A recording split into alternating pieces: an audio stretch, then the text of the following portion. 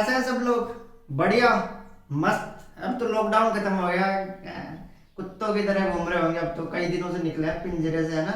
मजे कर रहे होंगे सब, अपने अपने पढ़ाई लिखाई सब भूल गए होंगे। वैसे भी लॉकडाउन में कौन नहीं पढ़ रहा था। पढ़ लो, अभी एग्जाम में टाइम है। टाइम तो क्या ही बचा, एक दो महीने का, एक दो महीने भी नहीं बचे नीट एग्जाम में। तो मेंस का पता नहीं कब होगा, लेकिन शायद जुलाई या अगस्त में तो मेंस भी निपटा ही देंगे। कौन इतनी देर रोक के रखेगा उन सबको? नहीं तो फिर लोग पटरियों पे आ जाएंगे। तो ये सब राजनीतिक अपना काम नहीं है। अपना काम क्या है? अर्थ मैग्नेटिज्म। फिजिक्स की बात करें, फिजिक्स पढ़ रहे हैं आज, है ना। फिजिक्स में कौन सा टॉपिक? अर्थ मैग्नेटिज्म, जिसमें मौत आती है सबको, है। इसमें सबसे ज्यादा कठिनाई आती है। सब कहते हैं ये नहीं हो रहा इसमें। वो दिक्पात कोण कैसे देखते हैं, एंगल ऑफ डिक्लिनेशन, डेप्थ कोण, कुछ नहीं देखना आता है ना। उन सब में बार बार मिस्टेक होती रहती है, क्योंकि ऐसा इसलिए होता है क्योंकि अपन ने उस चीज को फील नहीं किया, रियलाइज नहीं किया। अपन ऐसे पढ़ते जाते हैं और बाकी चैप्टर्स की तरफ फॉर्मूले लगा देते रहते हैं इस पे। तो इसमें फॉर्मूले से काम नहीं होगा। इसमें आपको चीजें महसूस होनी चाहिए, फील होनी चाहिए कि अपन किस चीज की बात कर रहे हैं, और वो फील आज आपको बिल्कुल क्लियर हो जाएगा। तो शुरू करते हैं फिर अपने YouTube channel school stream doubt पर। क्या है? अर्थ मैग्नेटिज्म या जियो मैग्नेटिज्म, भू चुंबकत्व, इसका भी यही नाम है, जियो मैग्नेटिज्म। ये आपको अदर एग्जाम्स में लिखा हुआ मिलता है, एनसीईआरटी ने नहीं लिख रखा। ये जैसे अपन एसएससी यूपीएससी वगैरह की बात करते हैं तो जियो मैग्नेटिज्म उसमें टॉपिक आ जाता है एक। लेकिन वो यहाँ से हल्का होता है क्योंकि उसमें न्यूमेरिकल बहुत कम पूछते हैं। तो बात करते हैं अर्थ मैग्नेटिज्म। इसका मतलब क्या है? अर्थ यानी जिस पे अपन रहते हैं, अपना निवास, जहाँ पे अपना ठेका है, अपनी स्कूल है, अपना घर है, उसको बोलते हैं अपन अर्थ, है, जहाँ पे रह रहे हैं सब। मैग्नेटिज्म, मैग्नेट यानी मैग्नेट। मैग्नेट क्या होती है? चुंबक। चुंबक कैसे होती है? चुंबक ऐसे होती है कि जो मैग्नेट होती है वो एक तो करंट प्रोड्यूस कर सकती है, लेकिन अपन करंट का तो देख नहीं सकते ना। बाकी वायर वायर कनेक्ट करके ऐसे तार वार लगा के तो नहीं देख सकते। अपन क्या करते हैं, देखा और एक लोहे का टुकड़ा लिया, उस पर देखना चिपक रही है तो चुंबक है। जैसे लड़का लड़की में अट्रैक्शन होता है, वैसे लोहे और चुंबक में भी अट्रैक्शन होता है। लेकिन कई बार क्या होता है, दो चुंबक में अट्रैक्शन भी होता है और रिपल्सन भी होता है। वो चीज तो आपने पढ़ी रखी होगी ना, जब एन एन पास होता है तो रिपल्सन, एस एस पास होता है तो रिपल्सन होता है। तब दोनों के 36 गुण मिल जाते हैं तो रिपल्सन करते हैं। अट्रैक्शन कब होता है? जब दोनों अपोजिट होते हैं तब अट्रैक्शन होता है। तो दो चुंबकों में भी अट्रैक्शन होता है। ऐसे नहीं लोहे के साथ ही अट्रैक्शन हो रहा है, जैसे लड़की के और लड़के के साथ ही अट्रैक्ट होती है। दो लड़कियों में अट्रैक्शन हो सकता है। आजकल तो सरकार ने भी मंजूरी दे दी उस चीज को, कोई कुछ नहीं बोल सकता, केवल देखते रहना। तो चुंबक, मैग्नेट क्या होती है? जो लोहे की अट्रैक्ट करने की प्रॉपर्टी रखती है, मैग्नेट बोल सकते हैं अपन। जो करंट प्रोड्यूस कर सकती है जब अपन मैग्नेटिक फील्ड, मैग्नेट का एक मैग्नेटिक फील्ड होता है, उसमें चेंज कर रहे होता है, तो वो एक करंट की तरह, कोयल की तरह वर्क कर सकता है वो मैग्नेट। तो छोड़ो, पहले की बात थी जो आपने पढ़ चुकी है। अपन अपने टॉपिक में चल रहे हैं अर्थ मैग्नेटिज्म। यानी कि मैं ऐसे कह सकता हूं कि पृथ्वी जो है, अर्थ एक लार्ज मैग्नेट की तरह वर्क करती है। मैं ऐसे कह सकता हूँ पृथ्वी जो है, अपनी पृथ्वी लार्ज मैग्नेट की तरह वर्क करती है। ऐसे नहीं जो बच्चे खेल रहे होते हैं छोटे मैग्नेट की तरह काम कर रहे हैं, ऐसा कुछ नहीं होता। कि जैसे मैं कह सकता हूँ कि अपनी ये पृथ्वी है,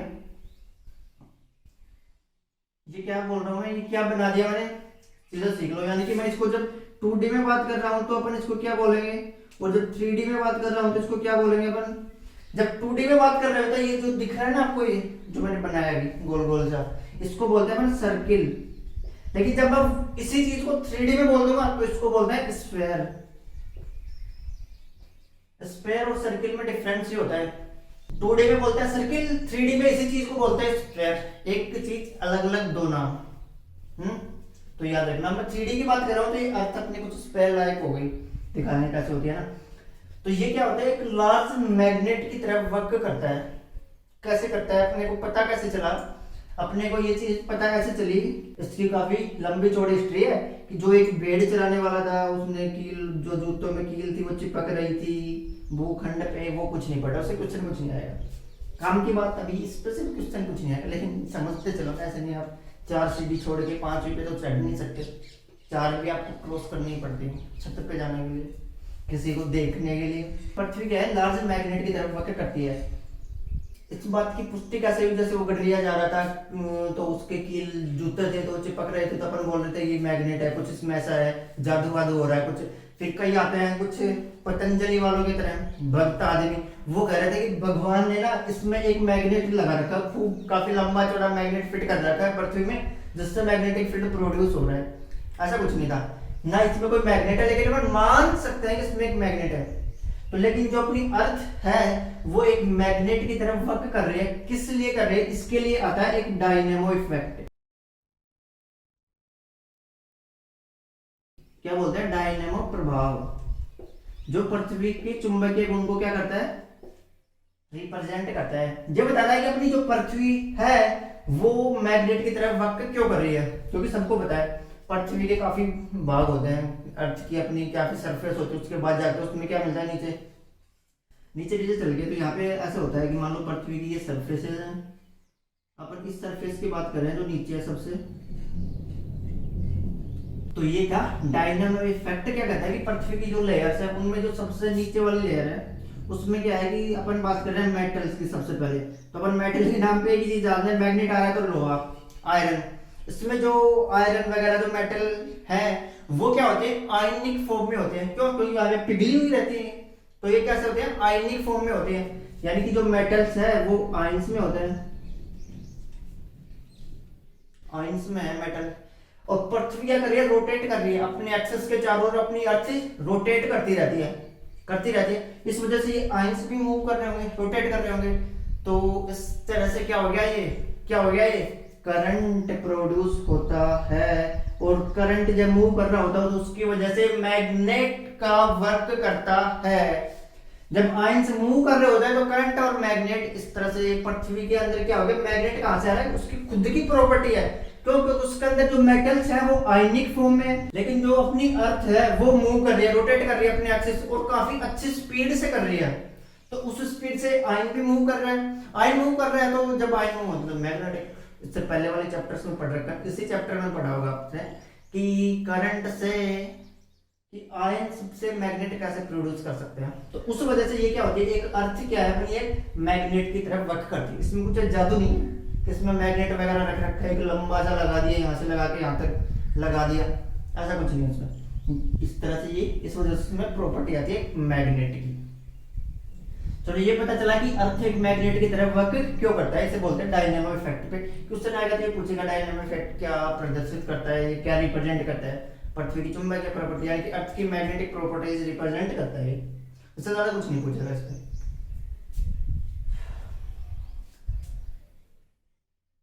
अब बात करते हैं, पूछेगा उस चीज पे जिस पे आपको फंसाएगा, उस चीज पे चलते हैं आगे। जैसे मैंने यहाँ पे ये बना दिया अर्थ 3D में, सर्किल को स्क्वायर बोलते हैं ना। अब ये जो अर्थ है ये क्या हो गया? मैग्नेटिक प्रॉपर्टी शो कर रहा है ना। ये अर्थ का क्या हो गया? इसको बोलते हैं इस तरह से, इस एक्सिस के चारों ओर अपनी अर्थ क्या कर रही है? रोटेट कर रही होती है। इस एक्सिस के चारों ओर अर्थ रोटेट कर रही होती है, सबको पता है, गधे से गधे को पता है, तो पृथ्वी रोटेट करती आती है। और जिसको नहीं पता वो छोड़ देगा, ये सब मोह है उसके लिए, क्यों अपने खराब कर रहा है टाइम भाई। फिर यहाँ पे कि पृथ्वी रोटेट कर रही है तो सबको पता है, बीच में है ना कुछ ज्यादा। तो ये क्या हो गया? नॉर्थ बोलते हैं अपन इसको, इसको क्या बोलते हैं? साउथ बोलते हैं, इसको क्या बोलते हैं? ईस्ट बोलते हैं, इसको क्या बोलते हैं? वेस्ट। अपन ने 4 डायरेक्शन डिसाइड कर रखी है, नॉर्थ साउथ ईस्ट वेस्ट, है ना। ये किसके ये कर रखी है अपन ने? सन के जब सूर्य उदय होता है, यानी कि जब सनराइज होता है तब देखते हैं अपन कि सूरज जिस तरफ से राइज हुआ उसको बोलते हैं नॉर्थ, ईस्ट बोलते हैं उसको। ईस्ट के जो लेफ्ट में होता है उसको नॉर्थ, जो ईस्ट के सामने होता है उसको वेस्ट, और जो नॉर्थ के सामने होता है उसको साउथ बोलते हैं। यानी कि ऐसे याद रखा करो, ईस्ट के लेफ्ट में क्या होता है? नॉर्थ, और ईस्ट के साउथ में क्या होता है? ईस्ट के राइट में क्या होता है? साउथ। बस ये चीज याद रखना काम होता है। तो ये जो चीजें अपन ने बताई है नॉर्थ साउथ, ये किस पे बताया कि सूर्य के उदय होने के अकॉर्डिंग बताया कि जिस स्थान से सूर्य सनराइज हो रहा है उस पे बता रहे नॉर्थ और साउथ। तो इनको क्या बोलते हैं अपन? ज्योग्राफिकल, इनको बोलते हैं अपन ज्योग्राफिकल नॉर्थ साउथ, कि अपन ये जियोग्राफी के बेसिस पे बता रहे हैं कि ये नॉर्थ साउथ है। इतना सब पता चलने के बाद फिर आता है कि तेजस्वी आदमी, पता नहीं वैसे मतलब बढ़िया था, पर उसने कुछ ज्यादा भांग खा रखे थे, उसको खुद को नहीं पता था मैंने जो किया है वो सही है अगर, लेकिन उसने सबको सही बता दिया। उसने क्या किया कि एक बार मैग्नेट ली, कोई भी जैसे कंपास की सुई ले सकते हैं अपन, वही जो कैप्टन जैक स्पैरो रखता है, ऐसे भांग खाया सा आदमी नहीं होता, ऐसे चलता रहता है ना नशे में, उसकी तरह वही उस पे जो कंपास होते है बार बार ऐसे करके देखता रहता है ना, वो हमेशा सही डायरेक्शन में क्यों पहुंचाता है, उसके पास कंपास, उसमें कोई जादू नहीं था, फिजिक्स थी, कैसे देखना भी। तो वो जो आया आदमी इंसान, उसने क्या किया, एक बार मैग्नेट ली इस तरह से, उस बार मैग्नेट को उसने ऐसे फ्रीली मूव करने के लिए छोड़ दिया, इस तरह से लटका रखा था। तो जो बार मैग्नेट थी वो कुछ इस तरह से आगे ऐसे होती है बार मैग्नेट, यानी कि एक मैग्नेट ही मान लो।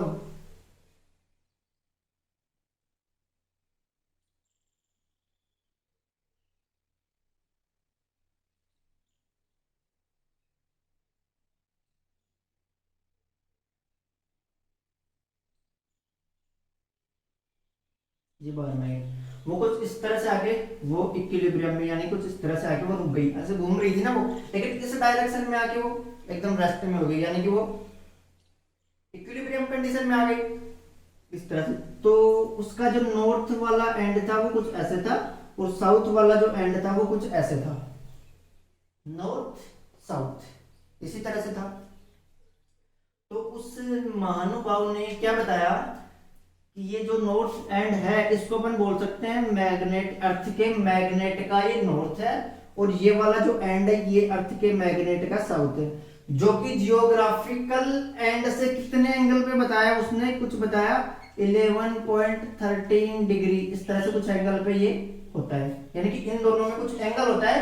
जो मैग्नेट होती है अपनी वो इक्वल, यानी कि जोग्राफिकल प्लेन होता है उससे कुछ दूर पे होते हैं, कुछ एंगल पे होते हैं तेजी, इस तरह से आगे रुकी, क्यों रुक गई पृथ्वी का पता नहीं क्यों रुकती है, वो रुकी इस वजह से। देखो आपको एक चीज देखा होगा आपने कभी, जो स्कूलों में ग्लोब रखा होता है वो तो सबने देखा ही होगा, वो कुछ ऐसा होता है टेढ़ा, ये क्या किसी बनाने वाले ने कलाकारी कर दी इस तरह से, जो उसको तिरछा झुका रखा है, लेकिन जो अपनी अर्थ होती है वो कुछ इसी तरह से झुकने के बाद ही ऐसे रोटेट करती रहती है, अपनी अर्थ ऐसे रोटेट कर रही है ना। तो जो इसका मैग्नेट है, यानी कि जो इसमें जो आयंस है वो भी कुछ ऐसे मूव कर रहे होंगे, तिरछे ही तो मूव करेंगे, उनकी वजह से जो इनका मैग्नेटिक इफेक्ट आता है वो भी कुछ ऐसे एंगल पे होता है, जियोग्राफी से कुछ एंगल पे होता है इस तरह से। यानी कि मैं ऐसे कह दूं कि ये वाला पृथ्वी का कौन सा एंगल है, नॉर्थ वाला पोल है, ये साउथ वाला जियोग्राफी, तो इसका मैग्नेट होगा वो कुछ इस तरह से होगा, मैग्नेटिक नॉर्थ इधर होगा, मैग्नेटिक साउथ कुछ इस तरह से होगा। दिख रहा है, आ रहा है कुछ समझ में, नहीं आ रहा कभी आ जाएगा और भी। तो जो ये प्लेन था ये वाला कौन सा जियोग्राफिक एक्सिस था, ये मैग्नेटिक एक्सिस, दोनों हो गए। इन दोनों के बीच में एंगल कितना होता है, 11.13 डिग्री होता है लमसम में, कितना एंगल होता है इन दोनों के बीच में, जो एंगल है वो 11.13 डिग्री होता है। चलो ये बात तो उसने बता दी, लेकिन एक बात आप खुद से सोचो, एक बात तो खुद से सोचो, यदि मैं अब उन्होंने नॉर्थ और साउथ किस बेसिस पे दिया, जिस बेसिस पे कंपास की सुई मूव कर रही थी, यानी कि कंपास कुछ इस तरह से होता है, इसमें एक सुई लगी होती है नीडल उसकी, इस तरह से ये वाला नॉर्थ है एंड ये वाला साउथ है, ऐसे लिख रखा होता है। तो जिस तरफ ये नॉर्थ मूव करता है उसको उन्होंने मैग्नेटिक नॉर्थ नाम दे दिया, और जिस तरफ ये साउथ मूव करता है उसको मैग्नेटिक साउथ नाम दे दिया उन्होंने। इतनी बातें सिंपल क्यों, भाग खा रखी थी, कुछ दिमाग लगाया नहीं उन्होंने। लेकिन यहाँ पे सोचो दिमाग लगाते, इस तरफ नॉर्थ आ रहा है, यानी कि इस तरफ नॉर्थ आ रहा है, जब अपन कंपास ले रहे हैं, जो अपन मैग्नेट ले रहे हैं उसका नॉर्थ आ रहा है, तो इधर क्या होना चाहिए, जब ये नॉर्थ अट्रैक्ट कौन करता है, नॉर्थ को साउथ, और साउथ को अट्रैक्ट कौन करता है, नॉर्थ। यानी कि जो अर्थ का जो मैग्नेट है उसका नॉर्थ वाला कंपोनेंट इधर है और साउथ वाला इधर है, तभी तो जाके इस कंपास की जो ये निडल है इसका नॉर्थ इधर आया, साउथ इधर है, क्योंकि नॉर्थ और साउथ में अट्रैक्शन होता है ज्यादा, नॉर्थ और साउथ में अट्रैक्शन होता है, नॉर्थ नॉर्थ में तो रिपल्शन होता है। यदि अर्थ का भी इधर नॉर्थ वाला ही कंपोनेंट होता तो रिपल करते ना, यहाँ पे इक्विलिब्रियम हो ही नहीं सकता था। किस वजह से इक्विलिब्रियम आया, क्योंकि अर्थ का इधर साउथ वाला कंपोनेंट है और इधर नॉर्थ वाला कंपोनेंट है। लेकिन क्या कर सकते हैं, आप बता दिया तो बता दिया, पूर्व की गाली चली आ रही है, रिवाज है, मानना पड़ता है। तो जो अपन क्या मान रहे हैं कि जो अर्थ का मैग्नेट है उसका नॉर्थ एंड किधर है, ऊपर की ओर है, और साउथ एंड किधर है, नीचे की ओर है। ऐसे मान रहे हैं, लेकिन एक्चुअली में है क्या, तो मैग्नेट का नॉर्थ एंड तो ये है, साउथ एंड ये, लेकिन मान क्या रहे अपन, ये वाला नॉर्थ है, ये वाला साउथ है, लेकिन एक्चुअली में जो फील्ड लाइंस निकल रही होती हैं इससे, मैग्नेटिक फील्ड लाइन वो तो कुछ ऐसे निकल रही होती है ना, ऐसे काटती नहीं है, यहाँ पे कट रही है ना, काटती नहीं है मैग्नेटिक फील्ड लाइंस कभी भी एक दूसरे को, कभी यानी कि इस तरह से, इस तरह से यहाँ पे एंटर करेंगी, यहाँ पे एंटर करेंगे, यहाँ से एग्जिट करेंगे, यानी कि ये वाला क्या हो गया, मैग्नेटिक का नॉर्थ पोल ये है रियल में, लेकिन अपन मानते हैं कि ये वाला साउथ है, नॉर्थ है एक्चुअली में ये, लेकिन अब लिख दिया तो मानना यही पड़ेगा, लेकिन फील्ड लाइन थोड़ी मान सकते हैं, वो तो ऐसे ही ट्रेवल करते हैं। तो यहाँ से याद रखना एक चीज, ये वाली कंट्रोवर्सी अपन कंफ्यूज होते हैं ऐसे चीज में, अब नहीं होना, ये वाला मैग्नेटिक साउथ है, ये मैग्नेटिक नॉर्थ है, लेकिन एक्चुअल में जो मैग्नेट का ये साउथ पे नॉर्थ ही आ रहा है, पता है कैसे आ रहा है, और ये वाली इलेक्ट्रिक फील्ड लाइन इसको शो भी कर रही है, लेकिन रिवाज आ रहा है, पूरा करना पड़ता है इसको, तो इसको साफ बना ले कुछ इस डायग्राम को। तो ये अपनी अर्थ है कुछ इस तरह से ना, 3D मतलब स्क्वायर हो गया, इसको कुछ इस तरह से डिनोट कर दे तो आपको कुछ बढ़िया से दिखेगा ना, इसको आधा काट दे अपन, ये लो मैंने कुछ ऐसे काट दिया, ऐसे होता है, आधा कट चुका है, ऐसे रखा आधा काट दिया, इक्वेटर जैसा दिख रहा है कुछ, इसको इक्वेटर बोलते हैं, जहां से अपन अर्थ को दो बराबर भागों में बीच में से काट सकते हैं उसे इक्वेटर बोलते हैं। इसे क्या बोलते हैं, एक्सिस, ऐसा ही होता है कुछ एक्सिस भी, ये एक्सिस हो गया। ये वाला कौन सा एंड है,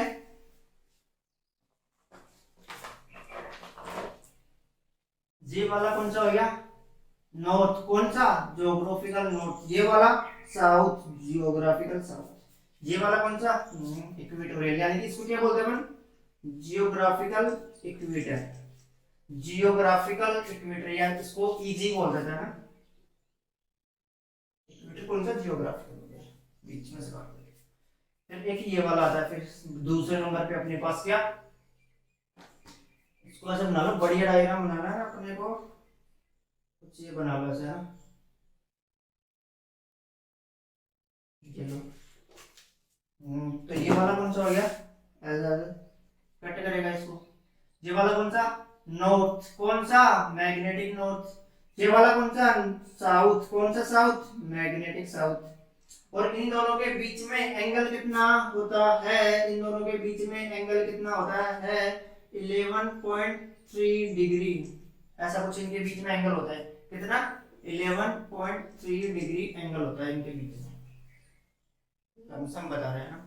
तो जब ये जियोग्राफिकल नॉर्थ ऐसे था, तो उसके बीच में से कट करने पे अपने को जियोग्राफिकल इक्वेटर मिल रहा था, अब मैग्नेटिक नॉर्थ ऐसे है तो अपन इसको कुछ इस तरह से कट करेंगे, यानी कि अब यहाँ से दो भागों में अपन अर्थ को डिवाइड करेंगे तो कुछ इस तरह से मिलेगा अपने को, ये वाला, ये कौन सा हो गया, मैग्नेटिक इक्वेटर, मैग्नेटिक इक्वेटर कुछ ऐसे हो गया, ये जियोग्राफिकल था, जब दोनों चीजें ऐसे होगी तो अर्थ को आधे भाग में काटने के लिए यहाँ से काटना होगा ना, एक ही बात है, समझ में आ रहा है, नहीं आ रहा तो भी समझो एक बार दोबारा से, कि ये नॉर्थ था, ये साउथ था जियोग्राफिकल, तो अपन इनको अर्थ अर्थ को बीच में से काटने के लिए एक एक्सिस ले रहे थे, प्लेन ले रहे थे, जिसको अपन इक्वेटर बोल रहे थे, अब ये मैग्नेटिक नॉर्थ, ये मैग्नेटिक साउथ, अब इन दोनों को बीच में से कट करने के लिए बराबर अपन क्या ले रहे हैं, ये तो ले रहे हैं, अब इसको यहाँ से कट करेंगे तो देखो इक्वल में नहीं जा पाएगा ना, नहीं जा पाएगा ना, क्योंकि इधर कम है इधर ज्यादा रहेगा, अब ऐसे तिरछा करके काटने पे बराबर हो गए, तो ये वाला समझ में आया, नॉर्थ नोजी एन जी, ये लिख लो ना, ये वाली लिख लो आपका भी क्या है, यानी कि एन एम क्या है, मैग्नेटिक नॉर्थ, ये एन एम है, और एस एम क्या है, मैग्नेटिक साउथ, फिर यहाँ पे एन जी क्या है, जियोग्राफिकल नॉर्थ, और ऐसे एस जी क्या है, जियोग्राफिकल साउथ, जी आ रहा है मतलब जियोग्राफिकल, एम आ रहा है मतलब मैग्नेटिक, यानी कि इक्वेटर हो गया। तो ये उसकी कुछ लैंग्वेज थी जो आप लिख लो, बार बार ये वाली चीजें यूज होंगी। यानी कि ये इजी क्या है यहाँ पे, जियोग्राफिकल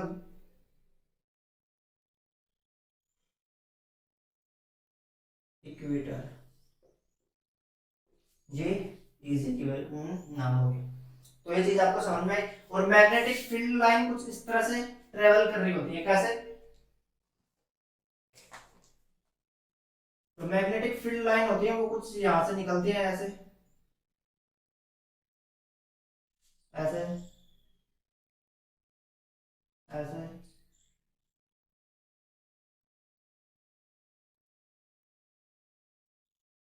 ये मैग्नेटिक फील्ड लाइन इस तरह से ट्रेवल कर रही होती है। तो ये हो गया अर्थ का एक मैग्नेटिक प्रॉपर्टी शो करने वाला चार्ट। इसमें याद रखना एनएम क्या होता है, एनजी क्या होता है, एसजी क्या होता है, एसएम क्या होता है, ईएम क्या होता है, ईजी क्या होता है। ये था इसमें याद रखने वाला। इस पे क्वेश्चन नहीं पूछेगा, क्वेश्चन पूछेगा वो तो अलग ही चीज है, तो भाषा चल रहा है ना अभी, तो देखते जाओ, ये समझ में आया, फिर आगे चलते हैं ना।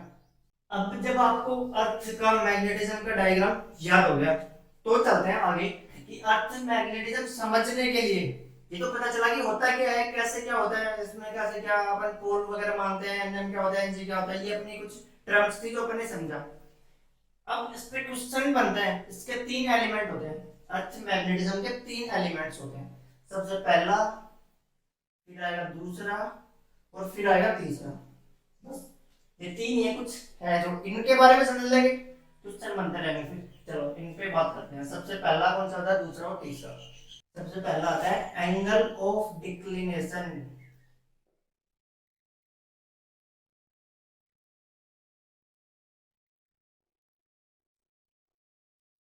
ये बताएंगे क्या होता है। इसको अपन किससे डिनोट कर देते हैं, फाई से मान लो। इसको अपन फाई से डिनोट करते हैं, एंगल ऑफ डिक्लिनेशन। इसको हिंदी में क्या बोलते हैं, दिक्पात का कोण। हिंदी मत याद रखना, काफी कंफ्यूजन होता है, तो आप इंग्लिश में याद रखना, एंगल ऑफ डिक्लिनेशन, जिसे फाई से डिनोट करते हैं, इसको हिंदी में दिक्पात का कोण बोलते हैं। फिर आता है angle of Dick,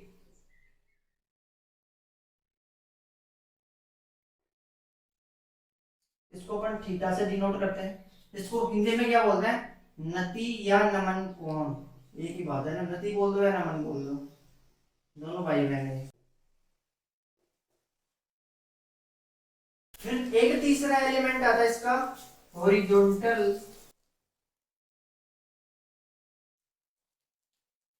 component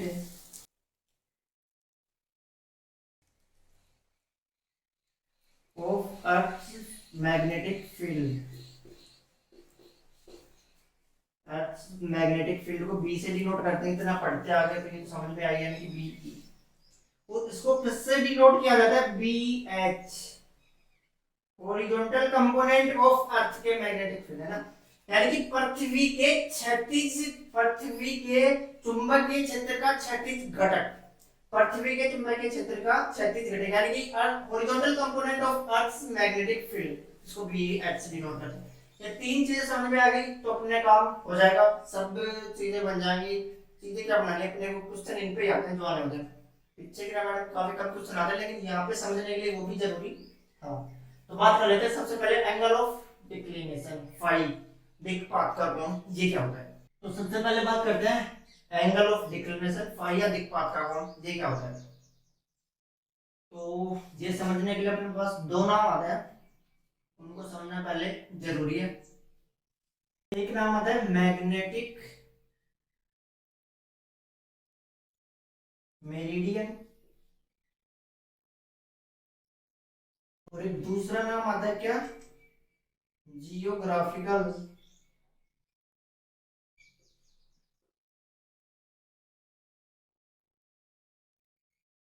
meridian. चुंबकीय यामी उत्तर और भौगोलिक यामी उत्तर, दोनों अलग अलग चीजें हैं। ये समझ में आ गई, ये आ गया, बस ये समझना है दोनों आपको क्या होता है। तो इससे समझने के लिए आप ये देखो, ये अपनी क्या है, पृथ्वी दिख रही है, कुछ इस तरह से रोटेट कर रही होती है, कैसे मान लो, है ना। मैंने इसको ऐसे पकड़ रखा है, इसको सीधा है, अब आपके लिए सीधा दिख रहा है ना, कन्फ्यूज ना हो इसलिए आप इसको ऐसे देखो एक बार। ये वाला क्या है, नॉर्थ मैग्नेटिक या जियोग्राफिकल, ये जियोग्राफिकल नॉर्थ, ये वाला जियोग्राफिकल साउथ, ये वाला कुछ इधर होगा एन एम और इधर होगा कुछ एस एम, ऐसे होगा, यानी कि मैग्नेटिक नॉर्थ और इधर होगा मैग्नेटिक साउथ, ये वाला जियोग्राफिकल नॉर्थ, ये वाला जियोग्राफिकल साउथ। इसी तरह से कुछ जो मैंने डायग्राम यहाँ पे बनाया था वो कुछ ऐसे ही था। अब मैग्नेटिक मेरिडियन किससे बोलते हैं, मैग्नेटिक मेरिडियन, अब मान लो मैं कोई पॉइंट यहाँ पे ले रहा हूँ, मैंने कोई पॉइंट यानी कोई आदमी यहाँ पे खड़ा है, यहाँ पे इस महासागर का साथ दिख रहा है, यहाँ पे कोई आदमी खड़ा हुआ है, ये वाला मैग्नेटिक नॉर्थ, यहाँ पे कुछ मैग्नेटिक साउथ होगा।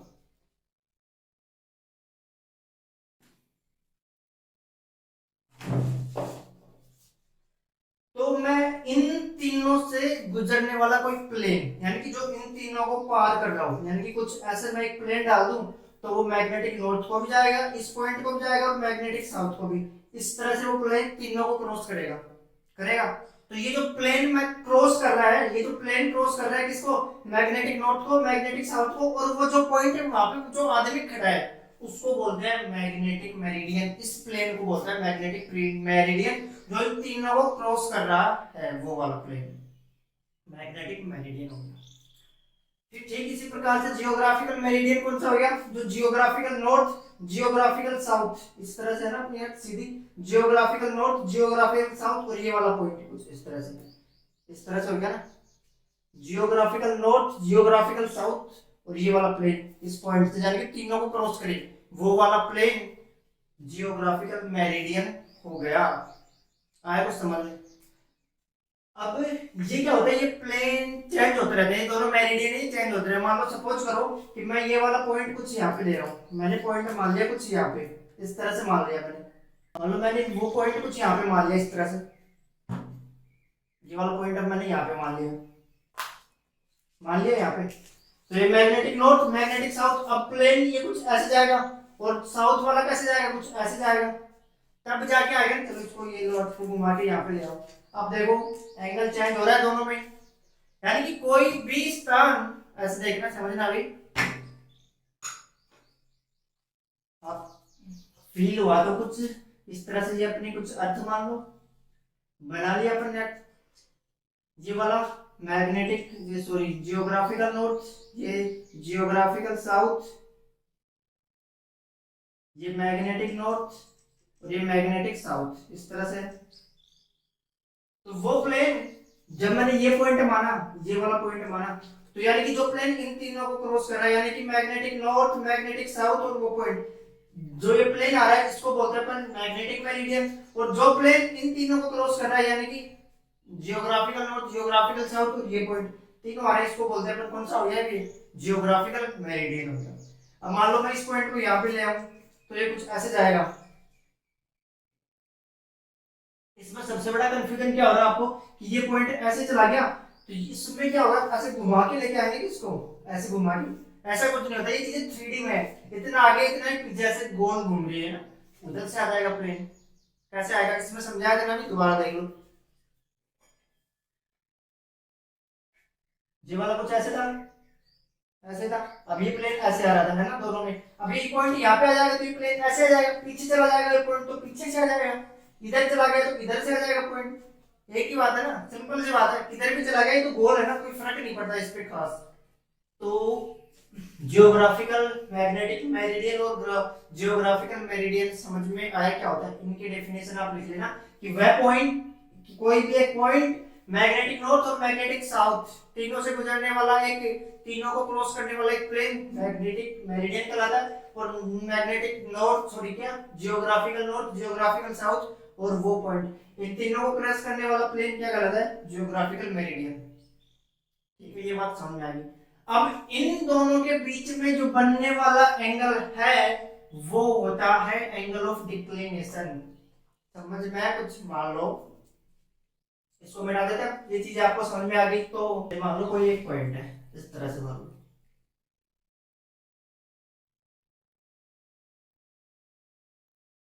ये वाला मैंने क्या मान लिया कि ये जो प्लेन है ये है मैग्नेटिक मेरिडियन।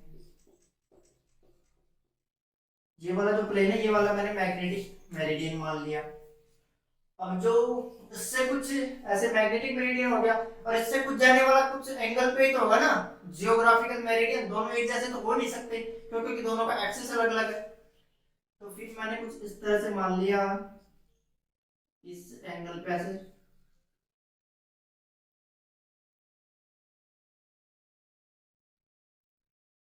ये वाला प्लेन मैंने कौन सा मान लिया, जियोग्राफिकल मेरिडियन। अब जो इन दोनों के बीच में जो एंगल बन रहा है ना इसको बोलते हैं फाई। जियोग्राफिकल और मैग्नेटिक मेरिडियन के बीच में बनने वाला एंगल होता है फाई। कुछ इस तरह से होता है, देखो फील कराता है अभी। मान लो ये वाला कौन सा हो गया, इसको मैं लिख देता हूं कौन सा, जियोग्राफिकल मेरिडियन, जो मैंने इस तरह से ले रखा है जियोग्राफिकल मेरिडियन। और मैं इसको बोल देता हूं कौन सा, मैग्नेटिक मेरिडियन। इस तरह से। अब इस तरह से रखे हुए हैं दोनों, इस तरह से हो जाए दोनों प्लेन कुछ ऐसे एंगल पे होंगे। तो इनके बीच में जो ये एंगल बन रहा है, ये वाला जो एंगल बन रहा है इनके बीच में, जो ये कुछ इस तरह से एंगल बन रहा है, इसको बोलते हैं फाई। चुंबकीय और मैग्नेटिक, यानी कि मैग्नेटिक और जियोग्राफिकल मेरिडियन के बीच में जो एंगल बनता है उसको बोलते हैं फाई। सिंपल बात है, याद रखना। फील हुआ तो बढ़िया, नहीं हुआ तो वापस करके देख लो। फाई होता है, ये समझ में आया। इसको बोलते हैं एंगल ऑफ डिक्लिनेशन। तो इस तरह से फाई वाला लफड़ा अपना कुछ खत्म होता है। फिर चलता है नतीजा नमन कोण, उसको क्या बोलते हैं, एंगल ऑफ डिप। नंबर 2 पे अपना कौन सा आ रहा था, एंगल ऑफ डिप, नतीजा नमन कोण। इसको अपन थीटा से डिनोट कर रहे थे, थीटा से डिनोट कर रहे थे। उनकी जो लैंग्वेज है अपने हिसाब से खुद से लिख रहे ना, खुद के अकॉर्डिंग लैंग्वेज नहीं लिखवा रहा। तो एंगल ऑफ डिप ये क्या होता है, वही अपनी बनाते हैं पृथ्वी। तो यहाँ पे ये क्या था, मैग्नेटिक जियोग्राफिकल नॉर्थ, ये वाला जियोग्राफिकल साउथ, ये वाला मैग्नेटिक नॉर्थ और ये वाला मैग्नेटिक साउथ। कुछ ऐसे ही था। अब यहाँ से इलेक्ट्रिक फील्ड लाइन निकल रही है, ऐसे ही तो निकल रही है electric field line, sorry magnetic field line. Electric तो खत्म हो गया ना, मैग्नेटिक पे चल रहे हैं। नॉर्थ से निकलते हैं और साउथ पे जाते हैं। एन फॉर नो एंट्री, याद रखना। एन से नो एंट्री, यानी कि एन से निकलते हैं, एंट्री नहीं होती कभी भी। लेकिन यहाँ पे हो रही है तो रिवाज है होने का। एन एक्चुअली में क्या है वो याद रखना। तो जो डिप्ट वाला एंगल मानते हैं, ये अपन नतीजा नमन कोण या थीटा जो नापते हैं, ये होता क्या है, ये होता है, इसके लिए एक डिप्ट सिस्टम आता है। इसके लिए एक डिप ले जाते हैं ना अपन, कंपास ले जाते हैं डिप वाला। तो जो नॉर्मली कंपास होते हैं वो अपने क्या होते हैं, वो होते हैं ऐसे हॉरिजॉन्टली प्लेन में मूव कर सकते हैं, ऐसे ऐसे रखा, ऐसे कंपास होते हैं जो अपन नॉर्मली लाते हैं हॉरिजॉन्टल प्लेन में मूव करते हैं, वो ऐसे हॉरिजॉन्टल प्लेन में मूव कर रहे हैं। लेकिन ये वाला क्या ऐसा होता है कि ये वर्टिकल प्लेन में मूव कर सकता है, कुछ ऐसे। जो अपन डिप वाला एंगल मापते हैं उसके लिए ये वाला वर्टिकल भी, ऐसे भी और ऐसे भी, यानी कि हॉरिजॉन्टल के साथ साथ वर्टिकल भी मूव कर सकता है। हॉरिजॉन्टली और वर्टिकली दोनों तरह से मूव कर रहा है। ये वाला वर्टिकली और ये ऐसे हॉरिजॉन्टली मूव करता है। तो जैसे अपन इसको यहाँ पे लेके आते हैं, इसको यहाँ पे ले आए, इक्वेटर पे ले आए इसको, तो ये क्या होता है, मैग्नेटिक फील्ड कुछ ऐसे इस पॉइंट पे, इक्वेटर पे मैग्नेटिक फील्ड कितना है, ऐसे हो गया कुछ। तो इसकी जो सुई होती है वो कुछ ऐसे हो जाती है, बिल्कुल कैसे हो जाती है, हॉरिजॉन्टली। यहाँ पे तो पृथ्वी अर्थ की सरफेस यही तो है, और यहाँ पे जो मैग्नेटिक फील्ड की डायरेक्शन भी ये, यानी कि यहाँ पे जो थीटा है वो 0। थीटा क्या होता है कि मैग्नेटिक फील्ड, अर्थ के मैग्नेटिक फील्ड और अर्थ के हॉरिजॉन्टल कंपोनेंट के बीच का एंगल, अर्थ के हॉरिजॉन्टल कंपोनेंट और अर्थ के मैग्नेटिक फील्ड के बीच का एंगल क्या होता है, थीटा। तो यहाँ पे अर्थ का मैग्नेटिक फील्ड भी हॉरिजॉन्टली और सरफेस भी हॉरिजॉन्टली, यानी यहाँ पे एंगल क्या होता है, 0 इक्विटर्स पे। लेकिन जैसे ही मैं यहाँ पे आ जाता हूँ, इस पॉइंट पे आ गया पोल पे, तो जो मैग्नेटिक फील्ड का डायरेक्शन है वो कुछ ऐसे है। तो जो क्या मैं कंपास लाके रखूंगा, उसकी नीडल भी कुछ ऐसे ही मूव करेगी। जो नीडल होगी वो कुछ इसी तरह से तो मूव करेगी, ऐसे ही मूव करेगी नीचे की ओर, ऐसे डायरेक्शन को वो दिखा रही होगी। अब यहाँ पे क्या हो गया, हॉरिजॉन्टल सरफेस तो ये है, हॉरिजॉन्टल सरफेस तो ये है, हॉरिजॉन्टल तो ये है ना, पृथ्वी की क्षैतिज सतह तो ये है ना अर्थ की, और कंपास कैसे जा रही है, परपेंडिकुलर। तो यहाँ पे जो थीटा होता है पोल पे, थीटा पी क्या होता है, 90 डिग्री। हो गया, दो कंडीशन देगी।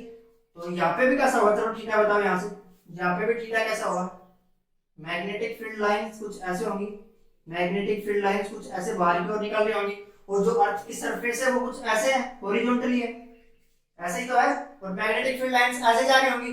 तो यहाँ पे भी एंगल कितना होता है, 90 डिग्री, और यहाँ पे भी एंगल 90 डिग्री, यहाँ पे एंगल 0 डिग्री, यहाँ पे भी एंगल कितना होगा, 0 डिग्री। सही बात है। अब देखो कि जैसे अपन पोल से इक्वेटर की तरफ जाते हैं, क्वेश्चन आता है अपने ऑप्शन में लिख देता है कि जैसे अपन पोल से इक्वेटर की तरफ जाते हैं, पोल से इक्वेटर की तरफ आते हैं, तो डिप एंगल थीटा होता है, डिक्रीज होता है, 90 से 0 पे आ रहा है, ऐसे बात पूछते हैं। ऐसे हलवे क्वेश्चन पूछता है, अपन कंफ्यूज हो जाते हैं कि कहां पे लिख रखा है, थ्योरी समझने वाली चीज थी। लेकिन चलो ये तो समझ में आया कि जैसे इक्वेटर से पोल पे जा रहे हैं तो थीटा इंक्रीज हो रहा है, 0 से 90, 0 से 90 हो रहा है।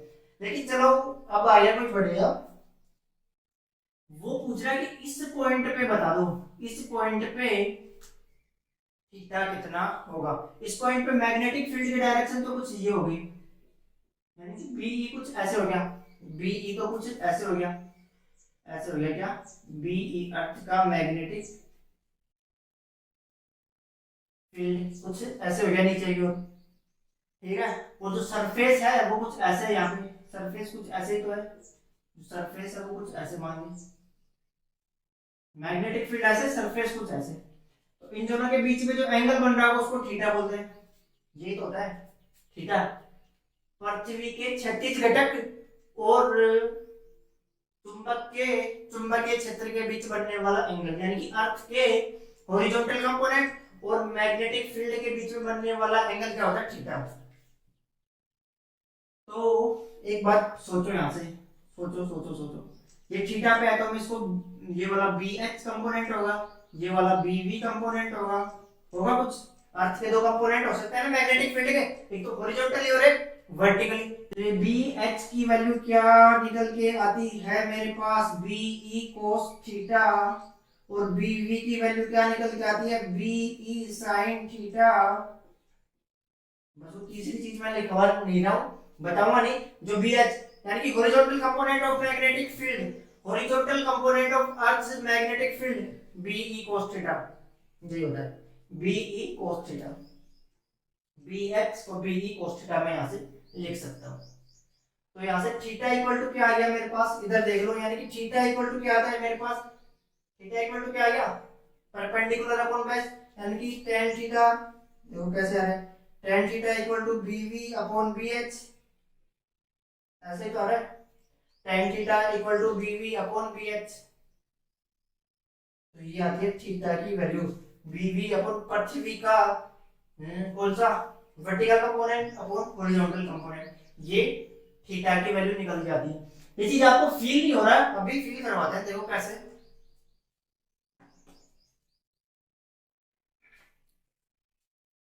इस तरह से ये अपनी पृथ्वी अर्थ रखी हुई है, मैग्नेटिक, ये मान लो कि ये जो डंडा आ रहा है ये वाला, ये मैग्नेटिक फील्ड को शो कर रहा है कुछ इस तरह से, ये क्या कर रहा है, मैग्नेटिक फील्ड को अपनी शो कर रहा है, यहाँ से निकल के कुछ इस तरह से मैग्नेटिक फील्ड को ये शो कर रहा है, यहाँ से जा रहा है मैग्नेटिक फील्ड, ऐसे यहाँ से निकल रहा है, यहाँ से जा रहा है, यानी कि साउथ से निकल के नॉर्थ में एंटर कर रहा है, मैग्नेटिक साउथ से निकल के मैग्नेटिक नॉर्थ में एंटर कर रहा है। तो मैं बात करूं यहाँ पे इस वाले पॉइंट पे बात करूं, यानी कि यहाँ से हॉरिजॉन्टल सरफेस तो ये होगी, हॉरिजॉन्टल सरफेस तो अर्थ की ये होगी, और मैग्नेटिक फील्ड भी कुछ ऐसे ही है इस पॉइंट पे, तो यानी कि इन दोनों के बीच में एंगल क्या होगा, 0। लेकिन मैं जैसे ही इस पॉइंट पे की बात कर रहा हूँ, इस पॉइंट की बात कर रहा हूँ, तो यहाँ पे क्या हो गया, अर्थ का हॉरिजॉन्टल कंपोनेंट तो कुछ ऐसे रह गया, अर्थ का हॉरिजॉन्टल कंपोनेंट तो कुछ ऐसे ही रह गया, ऐसे एक सीधी लाइन में ऐसे रह गया हॉरिजॉन्टल कंपोनेंट। लेकिन यहाँ पे बीच में एंगल कितना बच गया, थीटा, बीई बच गया। तो यहाँ पे जो बीई है इसको मैं ऐसे लिख रहा हूँ, बीई को मैं कुछ ऐसे लिख रहा हूँ, यानी कि ऊपर से जाके ऐसे आता, तो ये वाला मैंने बीई को ऐसे लिख दिया, और बीएच सरफेस हो गई बीवी, ये कुछ ऐसे हो गया। हॉरिजॉन्टल कंपोनेंट ये आ गया tan थीटा, इसमें रिलेशन ये होता है डिप, कि कितना इंक्लाइन हो रहा है, यानी कि अर्थ से कितना वर्टिकली होगा, डिप इंक्लेस, एंगल ऑफ इंक्लाइनेशन भी बोलते हैं इसको, याद रख लेना। तो ये हो गया सेकंड खत्म। थर्ड वाला BH क्या होता है, बी ई cos थीटा, बस याद रखना था। BH क्या है, हॉरिजॉन्टल कंपोनेंट क्या होता है, बी ई cos थीटा। तो चलो ये सब चीजें समझ में आई, तो फिर एक ही डायग्राम में सबको डिनोट करते हैं और अच्छे से समझा देते हैं। तो देखो सबसे पहले बढ़िया सा डायग्राम बनाते हैं। ये मान लो कुछ इस तरह से, मैग्नेटिक मेरिडियन मान लो इसको, है ना। इसमें कुछ ऐसे ऐसे थीटा एंगल में मान लो,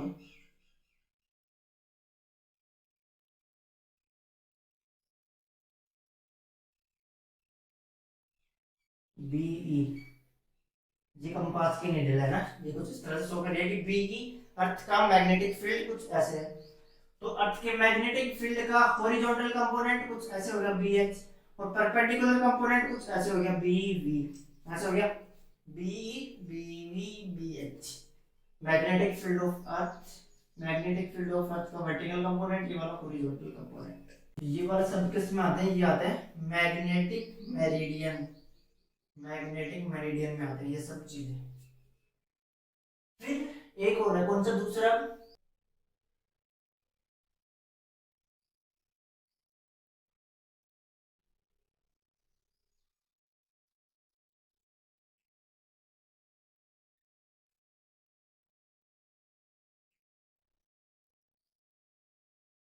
ये वाला जो दिख रहा है ना दूसरा प्लेन, ये वाला कौन सा है, ये वाला है जियोग्राफिकल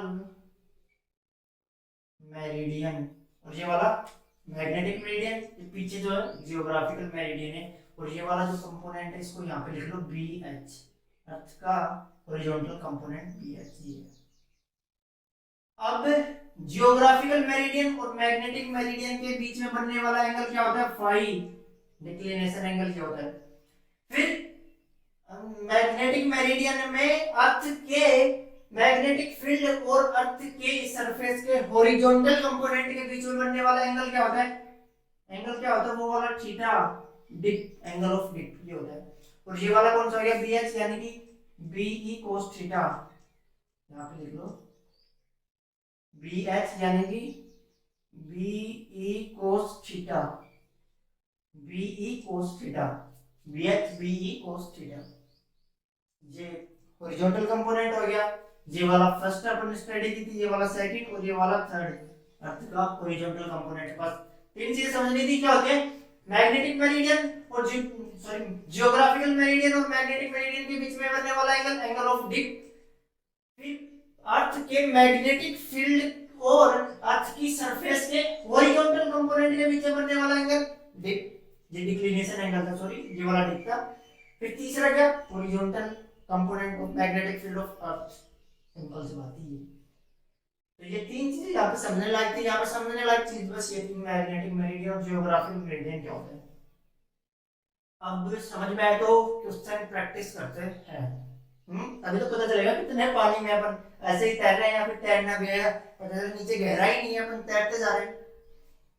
तो जब तक चीजें आपको कुछ डिफिकल्ट नहीं लगे, आपको सब चीजें जब तक इजी लगती है, ट्विस्ट ना मिले कुछ आपको, आपको मेहनत ना करनी पड़े, तब तक सोच लेना कि ये चीज मेरे काम की नहीं है कुछ भी। आपको जब सब इजी लग रहा होता है तो सोच लेना कुछ ना कुछ लोचा हो रहा है, कुछ ना कुछ कम पढ़ रहे हैं। लेकिन जब कुछ ऐसे आपको ट्विस्ट मिले, पढ़ने में समझने में कठिनाई आए, तब समझना कि ये मेरे कुछ लेवल की चीजें हैं। जब दिमाग खोल के लड़ते हैं तब जाके सोचना कि मैं कंपटीशन की तैयारी कर रहा हूँ। इजी चीजें पढ़ने से कुछ नहीं होता है, आप अपने आप को दे रहे होते हैं, हाँ मैंने पढ़ लिया, मेरे को समझ में आ रहा है। तो अब प्रैक्टिस करते हैं इस पे न्यूमेरिकल्स। क्वेश्चन क्या कह रहा है कि कोई प्लेस है, कि कोई पॉइंट है पृथ्वी पे, रूस कनाडा चीन जापान पाकिस्तान में है ना, कोई भी पॉइंट हो गया, गोवा भी है ना, तो वहां पे बता रहा है कि पॉइंट पे खड़ा है कोई व्यक्ति है ना। तो उस पॉइंट पे क्या है कि जो अर्थ का हॉरिजॉन्टल कंपोनेंट है BH, उसकी वैल्यू दे रखी है 0.25 गाउस, दे रखी है जी, BH 0.25 दे रखा है। फिर उसने बता दिया कि उस पॉइंट पे जो थीटा नति या डिप एंगल है वो है 60 डिग्री। फिर पूछ रहा है कि जो अर्थ का मैग्नेटिक फील्ड का मैग्नीट्यूड क्या होगा। अर्थ के मैग्नेटिक फील्ड का मैग्नीट्यूड पूछ रहा है क्या होगा। उसने बी एच दे दिया, हॉरिजॉन्टल कंपोनेंट दे दिया, थीटा दे दिया, बी पूछ रहा है, बस सिंपल चीज है। तो यहाँ पे इसका सॉल्यूशन देख लो ना, आंसर कैसे लो, खुद से सोल्व करो, ट्राई करो, लड़ोगे तभी तो बढ़ोगे। तो सबसे पहले मेरे पास एक एंगल था टेन थीटा। टेन थीटा क्या था, बीवी अपॉन बी एच, किसकी बीवी, टेन थीटा और बीवी में ये रिलेशन आया था, बीवी बी एच और टेन थीटा में ये रिलेशन था। और एक दूसरा रिलेशन क्या निकला था, B H equal to BE cos theta, ये भी तो निकला था, बीई कोस थीटा। तो यहाँ पे बीई की वैल्यू क्या होगी, BE equal to B H upon cos theta. और बी एच की वैल्यू यहाँ पे कितनी दे रखी है, 0.25 कोस, और कोस थीटा कोस 60 की वैल्यू जो sin 20 की होती है, यानी कि 1/2। तो ये कितना है, 0.50 कोस। नेट इलेक्ट्रिक फील्ड इतना आ गया, मैग्नेटिक फील्ड सॉरी, अर्थ का मैग्नेटिक फील्ड ये आ गया, हॉरिजॉन्टल कंपोनेंट ये है। तो ये वाला क्वेश्चन अपना सोल्व हो गया। फिर इसी में एक दूसरा क्वेश्चन आगे चलो। फिर इसमें पूछा है कि अर्थ के मैग्नेटिक फील्ड का वर्टिकली कंपोनेंट क्या होगा। हॉरिजॉन्टली उसने दिया था, ये पूछ लिया, फिर ये पूछ रहा है, तो ये पूछ रहा है तो फिर लगा दो क्या, यहाँ से ये वाला रिलेशन लगा दो। टेन थीटा की वैल्यू कितनी है यहाँ पे, टेन थीटा की वैल्यू 60, टेन 60 कितना होता है √3, और बी एच कितना 0.25, तो ये आ गया बीवी की वैल्यू। तो यहाँ से बीवी की वैल्यू कितनी मिल जाएगी मेरे को, इसकी वैल्यू 1.73, ये 0.25, इसको मल्टीप्लाई करेंगे 25 यानी कि 0.43, मल्टीप्लाई करेगा, मेरी स्पीड बहुत ज्यादा है ना, क्योंकि मैंने देख रखा है इसका आंसर। तो ये वाला क्वेश्चन खत्म होता है। लोअर क्वेश्चन था बीई पूछ रहा था, फिर बीवी पूछ रहा था, tan थीटा लगा के दो ही क्वेश्चन अप्लाई करने थे बस। इसमें डायग्राम याद रखना, कैसा डायग्राम, कौन सा डायग्राम, मेल रिप्रोडक्टिव सिस्टम वाला। तो यहाँ पे ऐसे चलते हैं, ये वाला क्या होता है बीई, ये वाला होता है बी एच, ये वाला होता है बीवी, ये वाला एंगल होता है थीटा, बस ये याद रखना था अपने को, बाकी सब काम हो जाएगा इससे। तो जितने भी यहाँ पे डायग्राम बने थे दो तीन, वो याद रख लोगे तो काम हो जाएंगे, ऐसे फॉर्मूला रटने से काम नहीं चलेगा फिर यहाँ पे। तो नेक्स्ट क्वेश्चन की बात करते हैं। तो क्वेश्चन नंबर 2 ये देखिएगा ना, ये वाला क्वेश्चन बढ़िया है, खुद से ट्राई करना, ये समझ में आ जाए तो फिर आपके मैग्नेटिज्म, अर्थ मैग्नेटिज्म बिल्कुल बढ़िया से हो गया, ऐसे समझ लेना। नहीं हुआ तो फिर आपको रिपीट करने की जरूरत है, बार बार रिवाइज करना पड़ेगा, देख लेना। तो क्वेश्चन नंबर 2 इसमें क्या कह रहा है कि कोई मैग्नेट है, डायग्राम मैं नहीं बना रहा, खुद बनाओगे, मैं आपको उसकी एक्सप्लेन बता रहा हूँ कि क्वेश्चन में बोल क्या रहा है। कि कोई मैग्नेट है जो मैग्नेटिक मेरिडियन से, कोई मैग्नेट है जो मैग्नेटिक मेरिडियन से कितना 30 डिग्री के एंगल पे है, मैग्नेट है जो मैग्नेटिक मेरिडियन से 30 डिग्री के एंगल पे है, और वो हॉरिजॉन्टल कंपोनेंट है ना जो अर्थ का, वहां पे बना रही है 45 डिग्री का एंगल। तो पूछ रहा है कि यहाँ पे ये जो ये थीटा डैश मान लो ना कि वो 40 हॉरिजॉन्टल से 45 डिग्री का एंगल बना रही है। तो पूछ रहा है कि यहाँ पे रियल डिप क्या होगा एंगल, ये पूछ रहा है कि थीटा ना क्या नाम रियल में कितना होगा। अब आप सोच रहे हो कि हॉरिजॉन्टल से जितना एंगल बना रही है उतना ही तो होता है, लेकिन ये क्या है थीटा डैश, थीटा डैश क्यों ले रहा है, इसको थीटा क्यों नहीं ले रहा। तो देखो कुछ इस तरह से होता है, समझेंगे अभी। ये वाला मैग्नेटिक मेरिडियन मान लिया, ऐसे ही था मैग्नेटिक मेरिडियन, कुछ इस तरह से प्लेन जा रहा है कुछ, उसमें ये हो गया क्या बी ई, अर्थ के मैग्नेटिक फील्ड का क्या मैग्नीट्यूड, ये वाला कितना हो गया बी एच, इसको क्या बोलते थे, ये वाला एंगल थीटा होता है, डेप्थ डिप वाला रियल एंगल तो ये होता है ना बी ई कोस थीटा हो गया ये वाला। और ये वाला बी वी वर्टिकली आ रहा है, ये वाला बी वी हो गया, ये वाला बी एच हो गया।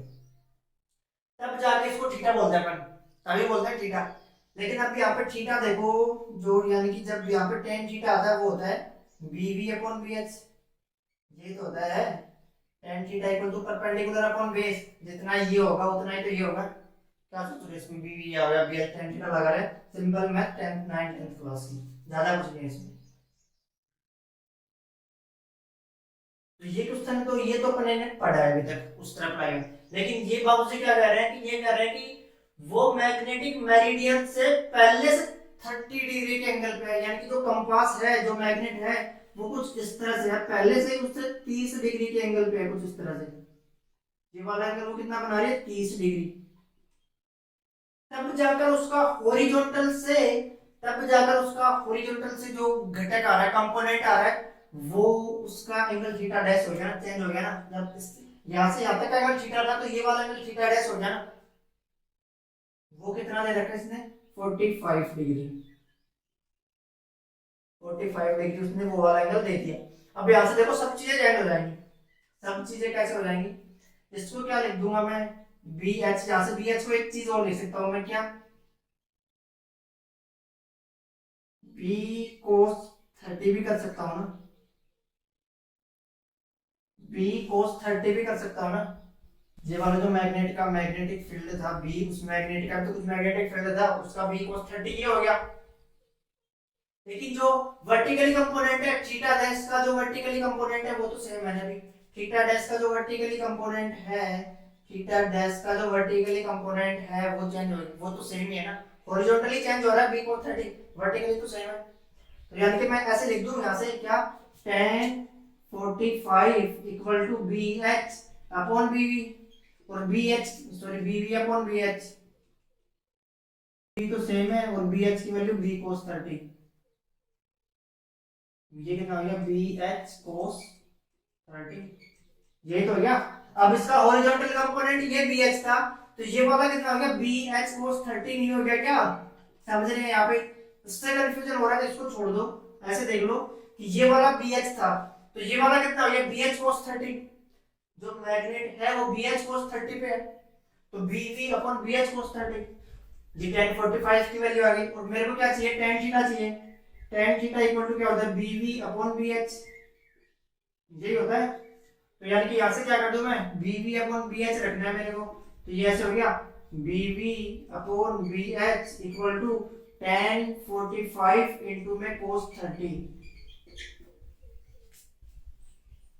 आ रहा है कुछ समझ में, क्या आ गया, क्रॉस मल्टीप्लाई गया, इसको उठा के यहाँ पे कर दिया बस,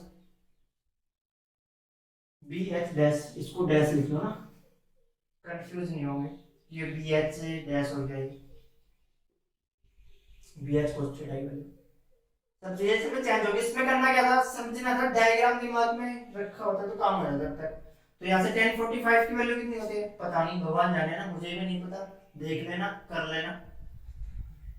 और cos 30 की वैल्यू sin 60 की होती है, और sin 60 कितनी होती है, जितनी cos 30 की होती है, दोनों कितनी होती है, एक ही वैल्यू होती है दोनों की, देख लेना क्या होती है। तो इस तरह से ये B V upon B H यानी कि tan थीटा निकल के आ गया। तो इस तरह से उसके न्यूमेरिकल बनते हैं, ये बढ़िया न्यूमेरिकल था, इससे बढ़िया कुछ नहीं, लेवल इंक्रीज नहीं करेगा, इससे ज्यादा बढ़िया कुछ नहीं, ये लेवल रखेगा बस, एनसीईआरटी में इतना लेवल रख लेगा। तो इस तरह से होता है अपना अर्थ मैग्नेटिज्म, जियो मैग्नेटिज्म खत्म। मिलते हैं फिर नेक्स्ट वीडियो में नए टॉपिक के साथ में। Thank you.